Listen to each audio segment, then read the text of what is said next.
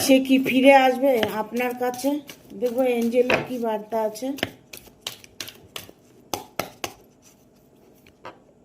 Big happy changes, ওনার মধ্যে বিশাল একটা change আসছে।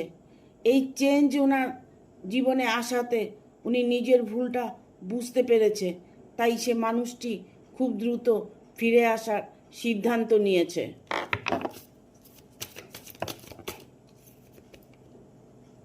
ফরগিভনেস, ঈশ্বরের কাছে আপনি সমর্পণ করে দিয়েছেন, তাই আপনার জীবনে আপনি ভালোবাসাকে ফিরে পাচ্ছেন। ভালোবাসা আপনার কাছে 100% ফিরে আসবে।